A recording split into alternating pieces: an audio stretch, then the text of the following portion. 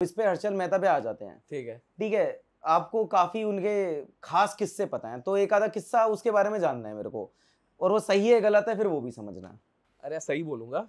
अच्छा, कि मतलब सही है, लूपहोल निकाल के पैसा अच्छा नहीं मतलब बंदा सही है कि नहीं है उसका। अगर आज भी पोर्टफोलियो उठाऊं अगर मैं, तो हाँ, सही तो था, कुछ गलत तो था ही नहीं। उसका पोर्टफोलियो आज के डेट पे 24,000 करोड़ का होता है, 24,000 करोड़ अगर कुछ नहीं किया है इंक्लूडिंग इन्फ्लेशन, और इसमें मैंने डिविडेंड्स ऐड नहीं किए, तो करीब करीब अगर उसने कुछ भी नहीं किया होता, वी आर कंसिडरिंग उसने कोई ग्रोथ नहीं करी होती है, तो ज्यादा नहीं 30,000 करोड़ का मालिक होता आज, अगर कुछ नहीं किया होता उसने उस टाइम पे। The kind of shares, by the way मैं बता दूं कि हर्षद मेहता पे जितने केसेस लगे हुए थे, उनकी वाइफ और फैमिली आज भी लड़ती है। 50 से 60% केसेस अब कोर्ट खुद ही बोल देती है कि ये फर्जी है, फर्जी है, फर्जी है, फर्जी है। मतलब आप सोचो इतने ज्यादा केसेस डाले गए, इतने ज्यादा केसेस कि वो बंदा कभी निकल ना सके।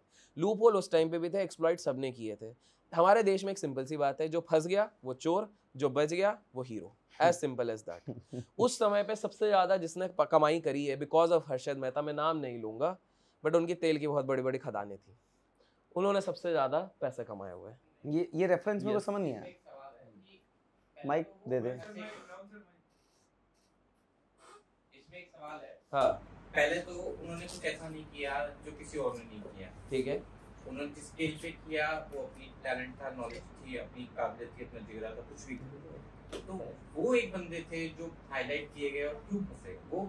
यार देखो सिंपल सी बात है, हमारे देश में ना कोई बंदा अगर बहुत ज्यादा शो ऑफ करता है तो वो हाईलाइट होता ही है, as simple as this. Lexus की गाड़ी 1990 में 45 लाख की आप अचानक से एसबीआई के सामने लगा दो, सबकी नजर आनी है, because at that point of time international गाड़ी आने में 3 से 4 महीने लगते हैं, 6 महीने लगते हैं, एंड 45 लाख की गाड़ी आपने खड़ी कर दी, दैट इज नंबर 1।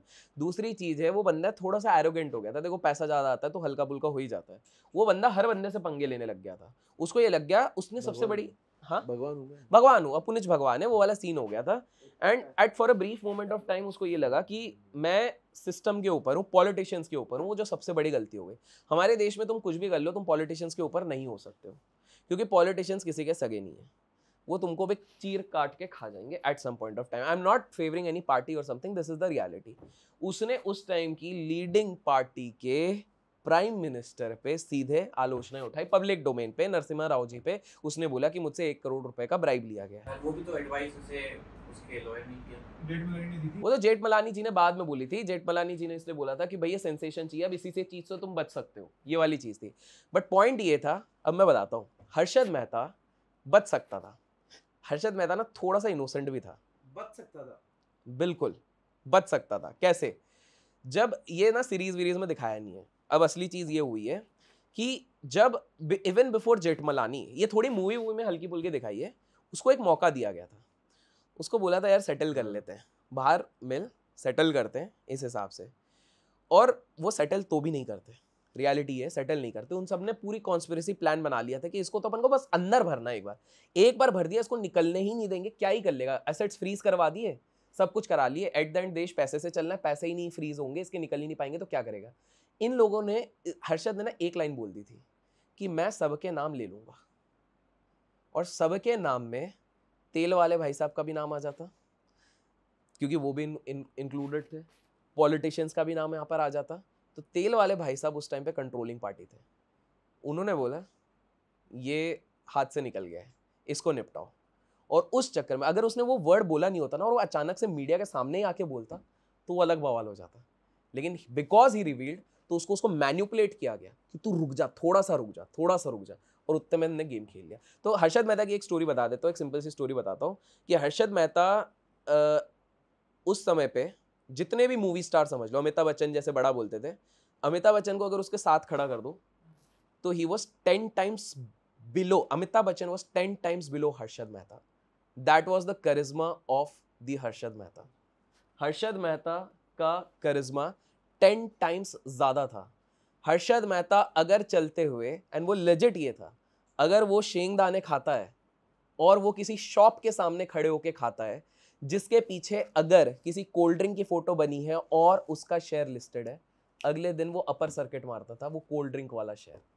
अगर हर्षद मेहता की सीन हो गया भाई इसका, तो ट्वीट करा ये, absolute, and more powerful than Elon Musk, more powerful than Elon Musk. 300 रुपए से एसीसी वो ले गया 10,000, और वो भी पता है किस दिन? उसने बोला था मेरे अगले बर्थडे तक मैं इसको 9,000 लेके जाऊंगा। उसके बर्थडे पे 9,000 टच करवाया था उसने। मतलब आप सोच रहे हो बर्थडे तक उसने अटकाया, बर्थडे के दिन उसने 9,000 टच करवाया, ये उसका पावर। तीसरी चीज है, स्विस बैंक में आज भी रिपोर्ट निकाल लो, आज भी second biggest account Harshad Mehta and family का है। It might be false, it might be, but हमारे ही देश के बड़ी संस्थाओं ने ये चीज निकाल के बताई है, वो बंदा है भी नहीं। एंड डोंट टेल मी कि 1992 के बाद हमारे पास बड़े उद्योगपति नहीं थे जिनके उधर नाम नहीं निकले, बहुतों के नाम निकले, but he still has the second biggest account in our country. Forget about that. Harshad Mehta की एक चीज थी, हाँ एक चीज सीरीज में गलत है, सीरीज में थोड़ा डायलॉग बाजी कुछ ज्यादा दिखा दी है, वो दिखाना पड़ेगा थोड़ा स्पाइस अप करने के लिए। Harshad Mehta had a very dark side also. He wasn't as friendly कि चिल होके बोलता है कि मैं यहाँ से खड़ा होता हूँ तो सेंसेक्स ऊपर, ना इतना डायलॉग बाजी नहीं करता था, जेब में लाइटर घूमता हो तो ना, वो नहीं था। He was actually little strict in the sense. उसका एक केस था, उसका सीन ऐसा था, दिस ओनली बीएससी के जो बंदे हैं जो उस टाइम पे जॉबर्स थे, jobbers are the traders of that time, जो चिल्ला चोट करते थे। स्कैम 92 में देखा होगा ना, चिल्ला चोट करते हैं, तो ये जॉबर्स को ही पता है उस टाइम के। तो एक बार क्या हो गया था कि हर्षद मेहता रिंग पे जब जाता था तो सब वो जैसे सीरीज में देखा ना, सब हाथ पाथ जोड़ते थे, ऐसा वैसा करते थे वो वाला। तो वो बढ़िया वो पहुंचा था। वो क्यों पहुंचा था? क्योंकि उसको उधर के ये ऐसा वाला फोन क्या बोलते थे यार, उधर से लगा के जो लगाते थे, तो उसके फोन से बताया था कि उसके एक बंदे ने एक डील गलत कर दी जिससे 1 लाख का ही 1 या 2 लाख का नुकसान हो गया, जिसपे हर्षद ने 3 बार बोला था कि इस ऑर्डर का ऐसा ही करवाना है। मतलब बेसिकली अटेंटिव होकर सामने वाले को सुनना चाहिए था, उसने नहीं सुना था, 2 लाख का कुछ नुकसान हुआ। हर्षद उधर पहुंचा, सबके सामने उसने चिल्लाया कपड़े खोल, कपड़े खोल, टिल बनियान एंड दिस थिंग, थोड़ी लिहाज रखी उसने, टिल बनियान एंड दिस थिंग, सबके सामने ओपन मार्केट में उसने ये चीज करवाई है। पॉइंट है कि मूवी में हमको सब अच्छी चीजें लगती हैं कि ये सारी चीजें हैं जस्ट बिकॉज, और उसके लिए उस टाइम पे 1.2 कोई बहुत बड़ी चीज नहीं थी। इट वॉज लाइक चिल्लर गिर गया मेरे लिए, वो वाली चीज थी। But he was having that sort of. तो आप दोस्त हो तो उसके साथ बहुत बढ़िया दोस्त हो, दुश्मन हो तो तुम्हारी वाट लगाएगा। तो that was the fierce. But हाँ, हर्षद को आज, अच्छा मैं एक सिंपल से बताता हूँ, हर्षद और उसका इंटर्न कौन, जो बाद में 2000 का कांड किया, केपी बोलते हैं अपन, नाम नहीं लेते, ठीक है, क्योंकि वो अभी भी एक्टिव है। हाँ तो, और उसने मेरे वीडियो भी देखे हैं। और अच्छा मूवी में भी है जिसके ऊपर वो रुमाल फेंक के मारते हैं, किसके पीछे? जो मूवी में भी है जो, हाँ वो तो मिक्स कैरेक्टर बना दिया, सीरीज की बात करो, वो मिक्स कैरेक्टर बना दिया है, वो 2-4 जन को मिक्स कर दिया है,